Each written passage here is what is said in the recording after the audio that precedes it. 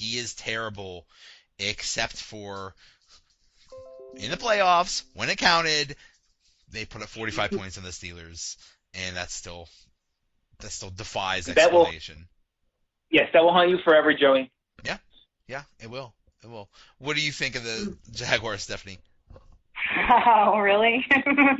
Well, did you see Marcus Mariota take him to church last year? Let me find out.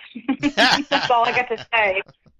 That's all I have to say. I have a T-shirt made up of that photo, that very well run. So that's how I feel about Jacksonville. But hold on, I have a really good friend that does love Duval. So let me just give him a shout out real fast. But I mean, I'm a Titans fan. There's blue runs through my blood. There's no other chance of me giving anybody else credit. So continue, sir. I really think. I think it's just too close to call. I'm just gonna cop out and say the Jaguars, Texans, and Titans are all gonna finish 10-6, and we'll see what happens. What about the Colts? You didn't say anything about the Colts. I was just about to get to the Colts. Oh, did you say 10-6? We're going to tie 10-6. Yeah, all three of us. I think all three are going to be 10-6. The Colts, not so much. I don't think. I think they're going to be better because of Andrew Luck. I mean, hold on, Joey. Are we pulling straws to see who wins the 10-6?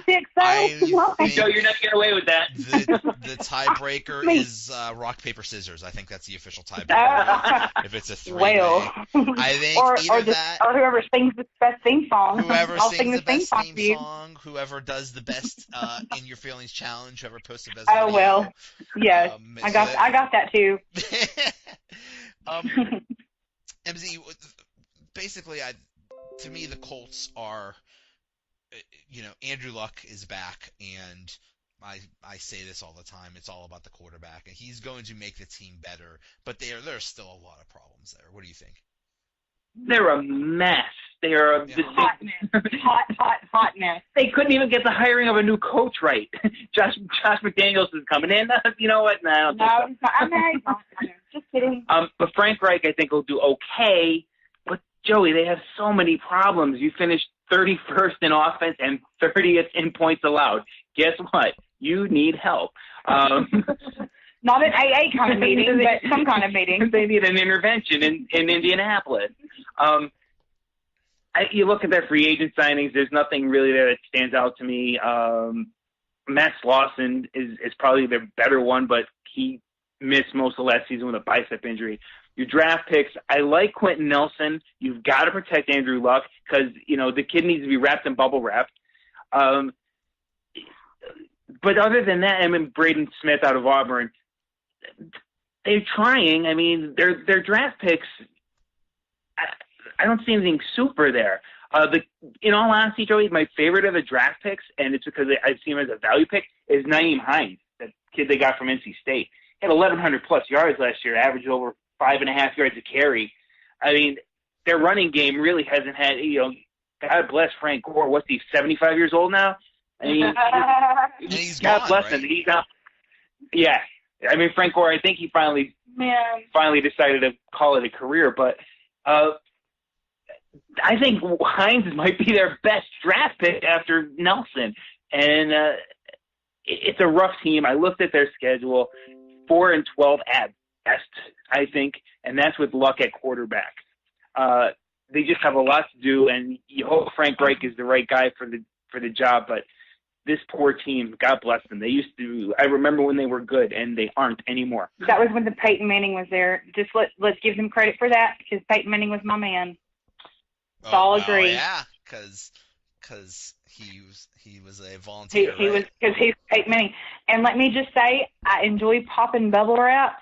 And also, Andrew Luck looks like a porn star today on Twitter with a mustache. Oh, really? He doesn't. Enough said. Does he? He's not. He doesn't look like a Civil War general. No, he's like, is it bound chicken? Wow. That's what I thought of. I was like, yes. I gotta see. You know that guy from PBS used to paint the pretty little trees with the afro, pretty little trees. That's what he reminded me of. I was like, oh hey, I think I saw you on a VHS once. was gonna say the best thing about the Colts is whoever runs that Twitter account that makes those Andrew Luck sound like a Civil War general and makes those Yep. posts.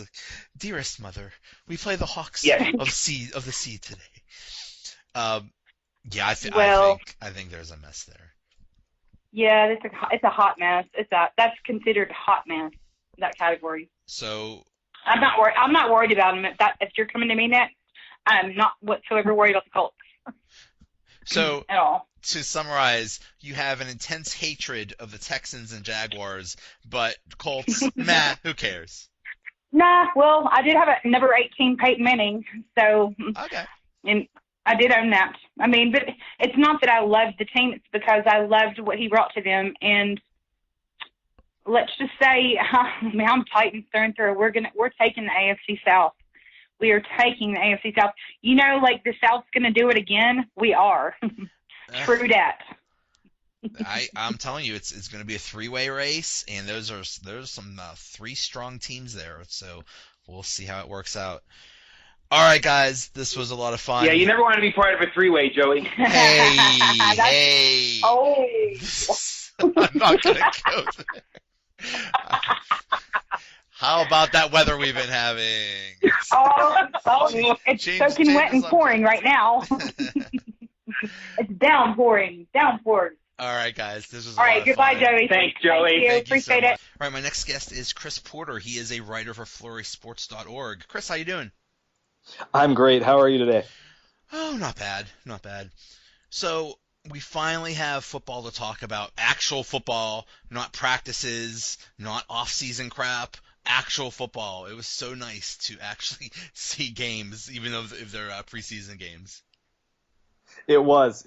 And actually, I went to there's like a semi-pro baseball team in the city of La Crosse where I live, and I actually won free pizza for a year doing like a little mini game for them. So not only did I get to watch football, but I got to eat free pizza while I did it. You get free pizza for a year? It's one free large pizza once a month. So it's not like geez. Whenever I want, but it's like, hey, that's like a $200 value basically.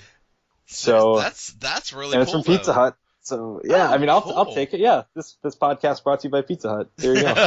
It's a sponsor for you. Okay, so you're in Wisconsin. I'm sure a big Packers fan. Absolutely, yeah. And you saw the Packers game. Looked like the big takeaway from that is that Brett Hundley looked pretty good, as opposed to how he looked last year. Yeah, Hundley, and I don't know who you root for, but Hundley has done this so many years now, where he looks like a legit. Like at this point last year, there were Packer fans saying, "Oh, we should trade him for a second-round pick or a third-round pick." That would not happen today. Hundley has been the kind of guy who in preseason, when it's all base defense and very, very almost base offense, I guess, if that's a term, he shines in those moments.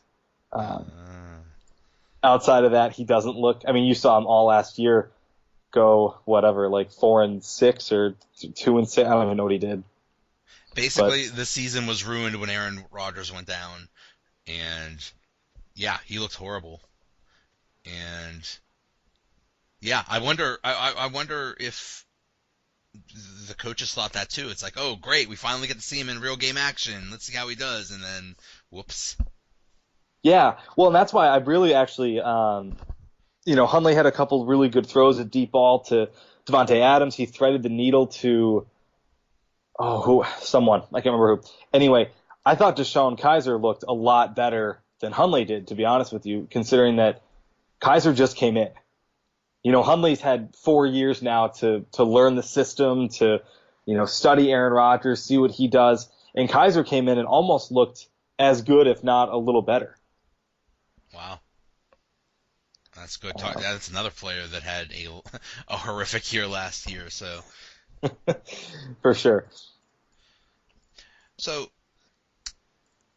there was a lot of, since it was week 1, there was a lot of players that either were hurt last year or or on new teams this year, and we wanted to see how they did. One of them was David Johnson, the Cardinals. He didn't Mhm. play for a lot, but he looked pretty good in what he did play. Yeah, well, it didn't take him long to to show that he still can play. I think he had two 14-yard runs on his first two touches. Was Yeah. that? I think I'm thinking if I'm recalling the numbers correctly there, Yep. but yeah, I know that was he's kind of a big kind of X factor, especially for people who are starting to draft for fantasy football. Is well, how's David Johnson going to be? You know, can he stay healthy? That kind of thing. He looks like he's going to be coming back and is primed for a really good year. Yeah, that's. I would imagine. I haven't looked at the fantasy football rankings yet, but I would bet that David Johnson is probably top 3 right now. Yeah, I mean he has to be. It's if not, then top 5. I know Barkley's stock is kind of going up a little bit after the 40-yard run that he had. That's been circulating Twitter, and that's drawing people's attention because it was a long run and it was sexy and everything like that. But you know, you go back to David Johnson, he's been a consistent force for the last couple of years when he's healthy, at least. Yeah, Saquon Barkley, he did look amazing in that run, and yeah, that's. I mean, you know, with David Johnson, assuming he's healthy, you know he's going to, you know, he's done it before, but we have no idea what we're going to expect from Barkley, so that'll be real interesting to see how that shakes out. I would imagine Barkley's probably going to go as probably at least top 10 in fantasy football. Oh, overall, yeah, for sure. Yeah, if I honestly, I would consider taking him if I didn't do really poorly last season and get the number 2 overall pick this year. I would probably have considered taking him, but then again, I never do well in fantasy, no matter what league it is, no matter how I try to draft. So maybe just don't listen to me for fantasy advice. Okay, I will remember that. The with the Vikings, Kirk Cousins is new to the team. He didn't play much, played one series, but he did look really good too. Yeah, you know, Kirk Cousins, it's going to be interesting, especially since my favorite team plays him twice a year, just to see how he does. I've never really been high on Kirk Cousins. I think when he started initially and he was kind of getting people's attention, then I was kind of high on him. But the more and more he's played, I think the more and more we're starting to realize that he's kind of what we thought he was. I don't know if he's necessarily worth all the money that he was paid. We'll see if that comes true or not. But yeah, I mean, he's got a lot of weapons around him. And that's really, as a quarterback, that's like 80% of the battle is having all the weapons around you. Yeah, I mean, the Vikings are loaded, but anytime you bring a new quarterback, I mean, anytime you bring a new player onto a team, a free agent, it's always a risk as to will they fit in, or will it be a complete bad relationship, especially with quarterback. That's like, I mean, it's almost like doing a brain transplant on a team. So, and a lot of teams have new quarterbacks this year. So, yeah, that'll be real interesting to see how it shakes out. But Yeah. the NFC North in general, I mean, does it seem like it's going to be, you know, at least on paper, a 2-team race? I mean, the Packers should be back to where they usually are with Aaron Rodgers healthy, and then the Vikings. Is that how you see it shaking out? Yeah, pretty much. I think unless the Lions and the Bears have just incredible breakout years out of I don't even know who, I think it's going to be mostly Vikings and Packers for the year. The way I see it going is those two teams will be at the top, and then I think the Lions are better than the Bears at this point. And so as long as the Lions are able to figure out their pass rush, they'll be a pretty decent team. Ziggy Ansah, or is it Ziggy Ansah? Or who is their running back? I can't remember his name now. It's escaping me. Ezekiel Ansah. That's who it is. Yes. Yeah. Yep. And so, I mean, he didn't play, and they still look like they had a pretty good running game. And so that's encouraging, but the defensive side of things, you know, they have Darius Slay in the secondary still. They really need to figure out that pass rush, though. That's if they can